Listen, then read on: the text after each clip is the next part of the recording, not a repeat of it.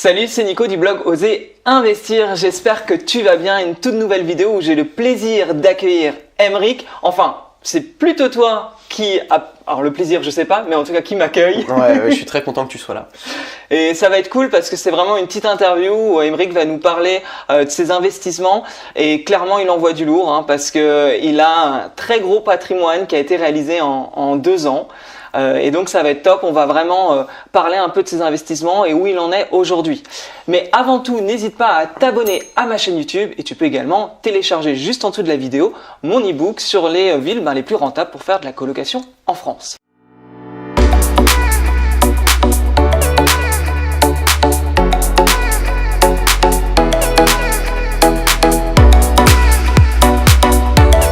Donc voilà, c'est vrai que moi ça me fait plaisir, Aymeric, de te rencontrer et de parler de tes investissements, parce que tu es quelqu'un que je suis sur Instagram, parce que tu as vraiment un compte Instagram. Oui, investisseur éclaireur. Donc si vous regardez investisseur-éclaireur, je serais ravi de pouvoir échanger avec vous. Ouais, et c'est là que je t'ai vraiment découvert et j'ai vraiment vu que tu mettais en avant tes investissements. J'ai trouvé ça déjà très intéressant pour les gens qui peuvent te suivre. Et puis il y avait autrement, moi ce qui m'avait étonné, c'est à la vitesse où tu as été pour créer un patrimoine immo. Oui.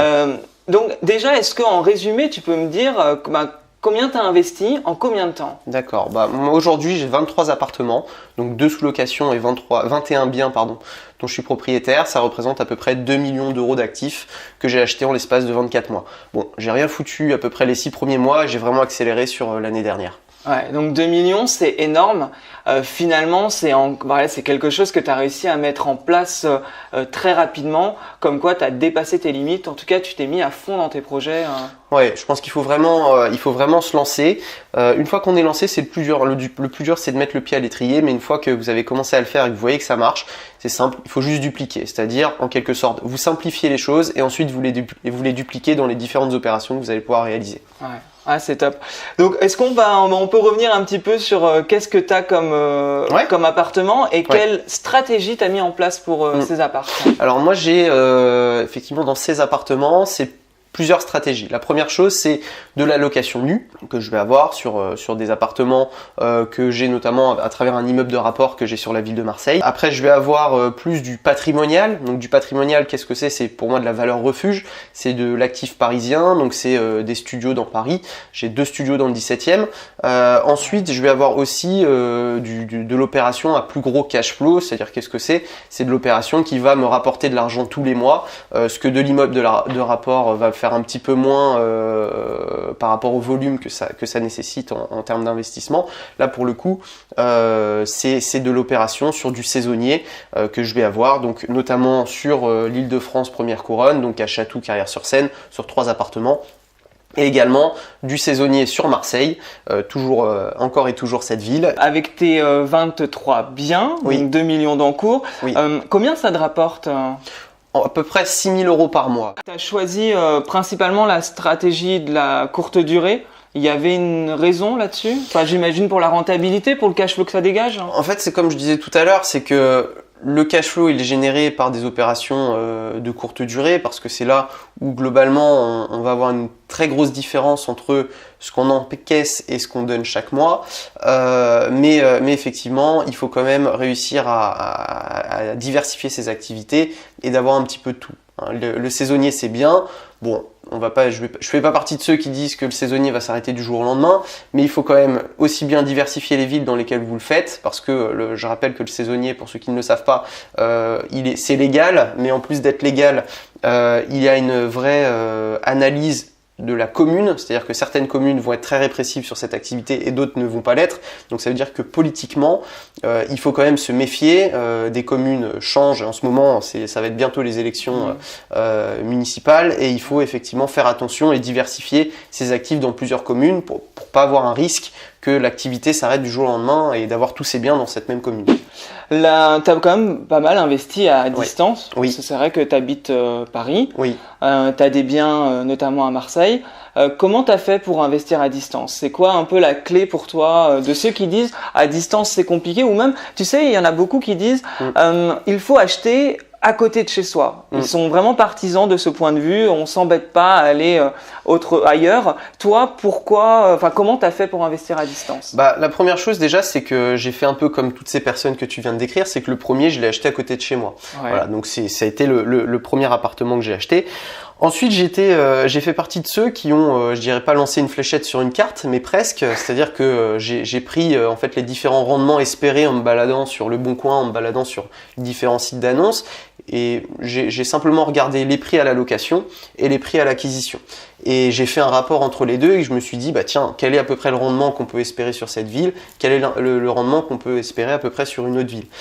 Et c'est là que j'ai découvert Marseille, où je me suis rendu compte qu'en quelque sorte, on achetait 10 fois moins cher qu'à Paris et qu'on louait en moyenne 30% moins cher. Donc là, on se disait, tiens, il y a quand même un rendement à faire à mon avis. Et c'est là que je suis parti complètement découvrir cette ville que je ne connaissais absolument pas. Tu connaissais pas du tout la ville? Pas du tout. Je ne connaissais pas cette ville. Je connaissais simplement les faits divers qu'on pouvait y voir, mais c'est tout. Voilà, tu vois, je connaissais pas du tout cette ville. Donc, je suis descendu. J'étais à ce moment-là, j'ai fait vraiment ça avec mon cousin et associé, avec qui on détient j'ai quelques appartements avec lui. On en a 5 aujourd'hui sur l'ensemble du patrimoine que je t'ai décrit. On est descendu sur Marseille et on a commencé à faire des visites, à aller taper aux agences. Et au fur et à mesure, on a fait des visites, on a failli se faire avoir un certain nombre de fois, parce qu'à mon avis, toi aussi, si demain tu pars dans une ville que tu ne connais pas, on va essayer de t'avoir sur des biens que personne ne veut dans le coin, mais que potentiellement un bel investisseur parisien serait prêt à acheter parce qu'il n'y connaît rien. Justement, il faut que tu passes à travers ça et que tu sois toujours en train de te remettre en question et te dire est-ce que c'est vraiment une opération, et prendre des avis, différents avis pour pouvoir le faire. Donc, je pars un peu plus loin sur cette question parce que je pense que c'était intéressant de donner cette expérience. Mais ce qu'il faut, je pense, avant tout, c'est avoir des retours d'expérience. C'est non pas laisser parler ceux qui n'ont pas d'immobilier en quelque sorte et qui sont capables de te donner des conseils inutiles parce qu'ils n'y connaissent rien, mais parler avec ceux qui ont vraiment des biens. Qui ont vraiment des biens et qui ont une expérience du marché local. Discute avec ces personnes, vois ce qu'ils ont, vois comment ils l'ont fait, et puis base-toi sur ces expériences-là pour créer toi-même ton expérience. Mais la chose la plus importante, c'est vraiment de se lancer. On peut avoir énormément de doutes, mais il faut absolument se lancer parce qu'après, une fois qu'on est lancé, on y prend goût et on finit par démultiplier ses opérations. Je me reconnais vraiment dans ce que tu dis parce que quand j'ai commencé à investir aussi à plus de 500 km de chez moi, puisque j'habite Paris,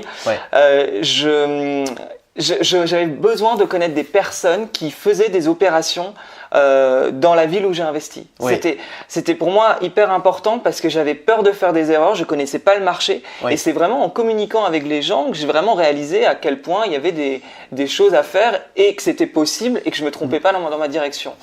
Quand on débute, c'est assez intéressant d'être entre guillemets rassuré par des personnes qui l'ont déjà fait dans la ville, quoi. Bien sûr, et comme je te dis, des personnes qui ont ces actifs, parce que vous allez être découragé par un très grand nombre de personnes qui vont être méfiantes, qui vont se dire tiens, si c'était aussi facile, tout le monde le ferait. Bah non, même si c'est facile, personne ne le fait pas forcément. Donc il faut avoir un réseau et je pense que dans tout métier qu'on fait, il faut avoir du réseau parce que vous allez pouvoir avoir un réseau de chasseurs et moi aujourd'hui sur Marseille j'ai un chasseur notamment avec qui je travaille beaucoup, des artisans qui vont vous être apportés avec des retours d'expérience, d'autres investisseurs, vous allez avoir un réseau de banquiers également qui ont financé ces opérations et même de gestionnaires qui vont pouvoir s'occuper des appartements que vous avez. Donc c'est vraiment très important d'avoir ce réseau et de se le constituer parce qu'il ne va pas vous arriver tout cuit, mais une fois que vous l'avez, vous allez pouvoir faire de grandes choses. Ouais. Donc si je récapitule bien, ce que tu donnes comme conseil, c'est le fait que si tu veux investir, si vous voulez investir à distance, l'idée c'est de se déplacer par exemple dans une ville où il peut y avoir de bonnes opportunités. Donc ça se trouve, et je remets un petit peu ma publicité sur mon guide gratuit sur les villes les plus rentables pour faire de la coloc en France. Donc on peut prendre une ville comme ça qui semble avoir un bon rendement. Et c'est de créer donc son réseau, rencontrer des agents immobiliers. Ça, moi, personnellement, c'est un truc qui m'a pas mal aidé parce que je trouve que les agents immo sont très bavards. Et quand tu lances une question à un agent immo, là, il te Il te parle, il te t'abonde, parle, il te donne tout ce qu'il peut. ouais. Il va te parler des quartiers, il va te dire ce qui marche et qui marche pas. Enfin, il y a vraiment moyen d'avoir pas mal d'infos avec eux. Et donc ouais, c'est ça, c'est que tu t'es déplacé, t'as rencontré du monde, t'as trouvé ton bien facilement d'ailleurs. La première fois que t'as été à Marseille, t'as trouvé dans la foulée? Non, pas du tout. Je suis descendu 4-5 fois, j'ai rencontré peut-être une quinzaine d'agences, enfin j'ai fait plus d'une quinzaine d'agences immobilières, jusqu'à trouver la bonne personne qui m'a permis de pouvoir me lancer. Et là, je vais rebondir aussi, mais toi, ça t'a pris plusieurs fois avant de trouver le bon bien. Oui. Moi, en l'occurrence, ça a été en moins de 48 heures. Donc, il n'y a vraiment pas de règle et ça va vraiment dépendre du feeling, de l'offre, du marché. On peut se retrouver à visiter un bien. Enfin, il y a certaines personnes. Alors, tu sais, je vais peut-être me tromper, mais il y a ce côté où il faut visiter 100 appartes, faire 50 offres et il y en aura 5 qui vont être acceptées. Enfin, le côté où finalement faut aller comme un raz-de-marée pour avoir un appartement. Oui. Moi, il me semble que ça a été mon 3e appart visité, qui a été le bon sur lequel j'ai investi. Et je me souviens que sur les 15 apparts que j'avais visités, honnêtement, si c'était le premier, donc voilà, mais je me serais positionné sur 4. Parce que les 4 pouvaient être rentables. Moi, je fais partie de ceux, en quelque sorte, je vous dis que j'ai fait énormément de visites, mais j'ai fait quasiment, comme tu dis, presque une offre par visite. C'est-à-dire que quand le Parisien qui débarque à Marseille, qui est habitué à ses rendements à 3-4% et qui découvre des rendements assez facilement de 8 à 10% en location classique, on a envie de tout acheter. Et c'est là que ça peut être dangereux aussi, c'est de se dire, de vouloir tellement acheter que finalement on ne fait pas attention à ce qu'on achète. Et ça, c'est vraiment important avant d'acheter.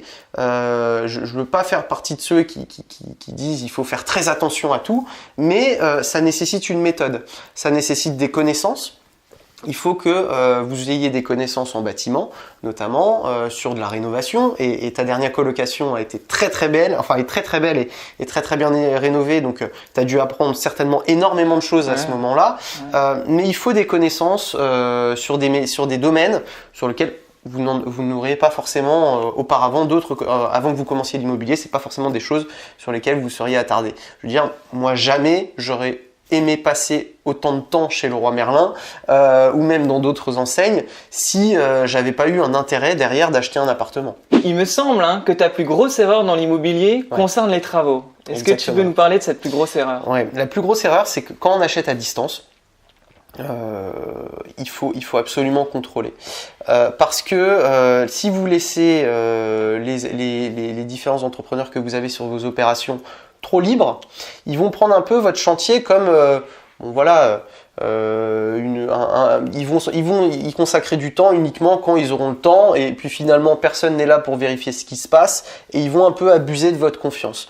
Moi, ça a été un peu mon défaut parce que sur la première opération que j'ai pu faire, j'ai peut-être été trop laxiste sur la personne qui me faisait les travaux et j'étais pas systématiquement derrière lui. Chose que toi tu as fait beaucoup plus que moi à mon avis sur cette première opération. Parce que j'allais une fois par mois. Voilà, une fois par mois. Ce qui est peu, comparé à certains, parce que je me souviens que certaines personnes m'ont dit qu'il faut aller tous les jours, justement pour éviter les retards de chantier. Ouais. Notamment les retards, en quelque sorte, on peut y faire face. Mais lorsque vous sélectionnez votre entrepreneur, ne regardez pas que le prix. Vous avez besoin de voir aussi la solidité de la structure et le nombre de personnes qui vont être consacrées à votre investissement. Parce que si vous vous trouverez toujours moins cher que l'entrepreneur qui vous fait un devis. Par contre, derrière, c'est les problèmes que vous allez avoir qui vont vous pénaliser aussi bien sur la mise en location parce que un retard de 2 mois, c'est un retard d'exploitation. Donc un retard d'exploitation, c'est des loyers en moins. Et finalement, ces petites économies que vous pensez faire sur vos devis, vous allez les payer beaucoup plus cher que si vous étiez passé par un entrepreneur que vous auriez réellement payé au bon prix. Ouais, tout à fait. Non, ça c'est de toute façon le problème des artisans. C'est souvent des questions qui se posent énormément quand on investit au début parce que c'est souvent un domaine qu'on ne connaît pas. Oui. Mais effectivement, après, de toute façon, faut y passer, faut passer à l'action et faut aussi vivre le truc. Ouais. On pourra dire tout et n'importe quoi sur la théorie. C'est en allant sur les chantiers et en découvrant, je trouve, les chantiers qu'on apprend le plus sur comment ça fonctionne. Et le feeling est aussi très important moi en l'occurrence, mon chantier, j'ai eu quelqu'un avec qui j'ai eu un très bon feeling et je me sentais en confiance. Et il y a eu un autre artisan que je trouvais très bon, mais je sentais pas le feeling. Et je me suis dit, ouais, il a l'air top, mais honnêtement, je me vois pas travailler avec lui pendant 3 mois. Et même pour rebondir sur ce que tu viens de dire, je pense vraiment que la confiance, ça n'exclut pas le contrôle. C'est pas parce que vous avez confiance en votre entrepreneur, c'est pas parce que ça devient presque des amis, parce que finalement, on les a tout le temps au téléphone, même si tu y étais qu'un mois, une fois par mois, tu l'avais tous les jours au téléphone pour savoir comment avancer ton chantier, etc. Il faut quand même mettre du contrôle, et je pense vraiment que sur une certaine taille d'opération, et moi je parle notamment d'un immeuble de rapport que j'ai, sur lequel il y a eu pas mal de travaux sur différents appartes. Si j'avais à refaire cet immeuble-là, je mettrais un maître d'œuvre, parce que mon maître d'œuvre va être vraiment mes yeux et mes oreilles sur place, et il va vraiment pouvoir contrôler mon entrepreneur, lui mettre en place un rétro-planning sur les différentes tâches à réaliser, et il va vraiment pouvoir le contrôler de sorte à ce que moi, en réalité, une fois par semaine, j'ai un compte rendu et je sache clairement ce qui a été fait et ce qui va être fait la semaine suivante. Alors dis-moi, Aymeric, quel serait le conseil le plus précieux que tu donnerais à quelqu'un qui veut se lancer dans l'immobilier ? Je pense que la première chose, c'est ce qu'on a dit depuis le début, c'est de s'entourer, d'aller rencontrer des gens, d'aller faire des after-work, d'aller faire des formations, des séminaires. En fait, c'est vraiment de vous constituer votre réseau. Il faut absolument ne pas rester seul, parce que lorsqu'on est plusieurs, ça permet d'avoir un grand regard et d'avoir surtout plus que 2 yeux pour analyser un projet. Tout à fait. De toute façon, là-dessus, les séminaires, ça permet de rencontrer tellement de monde. Et il n'y a pas que les séminaires. Les after-work, comme je dis. Moi, j'ai commencé par ça. Ouais. Instagram, on s'est rencontrés comme Instagram, ça. Exactement. Il y a plein de réseaux sociaux et de choses aujourd'hui qui permettent en tout cas de développer son réseau, ses connaissances du coup, et puis souvent de rencontres, des opportunités arrivent aussi. Ouais. Enfin, ouais, effectivement, il faut pas rester enfermé quand on débute. Je suis tout à fait d'accord avec toi. Du coup, Aymeric, est-ce que tu peux me dire un petit peu quelles est, selon toi, tes qualités qui t'ont fait réussir tes investissements aussi rapidement ? Moi, je pense qu'aujourd'hui, ma principale qualité, c'est ma capacité à mesurer les risques. C'est-à-dire que pour ceux qui font du marketing, vous saurez ce que c'est qu'un SWOT. Un SWOT, en fait, c'est simplement un tableau où vous allez mettre les opportunités, les menaces, les points forts et les points faibles d'un bien. Moi, c'est vrai qu'aujourd'hui, lorsque je fais une visite, tout comme vous pourrez faire des visites dans les différents biens que vous pourrez potentiellement acheter, il faut vraiment prendre ce temps pour analyser les choses et se dire quels sont les points forts, parce que finalement, quand on a envie d'acheter, on va voir que les points forts. Quand tu visites tes appartements, souvent on focalise vraiment que sur les points forts, mais il faut regarder aussi quand même les points faibles, mais surtout les menaces qu'il peut y avoir sur cet appartement. Est-ce que demain, il faut regarder si, par exemple, sur tes colocations, est-ce que il y a un voisin dérangeant, est-ce que on a un problème sur la rue, tu vois, un problème dans la rue, des travaux qui vont avoir lieu dans la rue, un ravalement de façade qui est à prévoir. Enfin, tout ça, c'est des menaces qui vont venir peser dans ton analyse de risque et se dire, tiens, concrètement, est-ce qu'à long terme, cette opération ne pourrait pas finalement, elle paraît trop belle, mais elle pourrait pas être dangereuse à long terme. C'est vrai que du coup, il y a des menaces, il faut faire attention à ça, et en même temps, tous les biens peuvent être des opportunités. T'as un peu une phrase là-dessus qui est assez marrante. Ouais, je sais pas si vous connaissez ce qu'a dit le PDG d'Alibaba, c'est qu'en quelque sorte, il a dit donner à un singe de l'argent et des bananes, il prendra les bananes. Parce qu'il sait pas qu'avec l'argent, il peut s'acheter beaucoup de bananes. Voilà. C'est un petit peu la même chose dans l'immobilier, c'est-à-dire que donner des opportunités, et c'est ce qu'il dit après d'ailleurs, donner des opportunités à des gens ou un salaire, ils prendront le salaire parce qu'ils savent pas qu'avec les opportunités, ils pourront avoir des très gros salaires. Voilà. C'est un peu le même principe avec l'immobilier, c'est qu'en fait, tout est bon à acheter à partir du moment où vous avez le bon projet sur votre bien et que vous l'achetez au bon prix. Soyez capable de prendre suffisamment de recul parce que pour chaque bien, en réalité, à partir du moment où vous avez le bon projet et que vous l'achetez au bon prix, et quand je parle de bons projets, ça peut être d'acheter une surface, de faire une division de plusieurs lots. Ça va être par exemple de prendre un projet, de ne pas le louer en location classique, mais de faire par exemple de la location saisonnière. Chaque bien a une opportunité et vous devez être capable de pouvoir prendre ce recul et trouver quelle est l'opportunité, enfin quel est le bon projet qui est adapté à ce bien. Après derrière, c'est qu'une négociation de prix, mais en quelque sorte, si vous êtes trop juste sur un projet dans l'analyse de vos rendements, ne le faites pas. Si vous êtes lorsque vous calculez votre crédit, par exemple le taux de votre crédit et votre endettement et votre cash flow, si vous vous rendez compte que c'est trop juste, il vaut mieux pas le faire.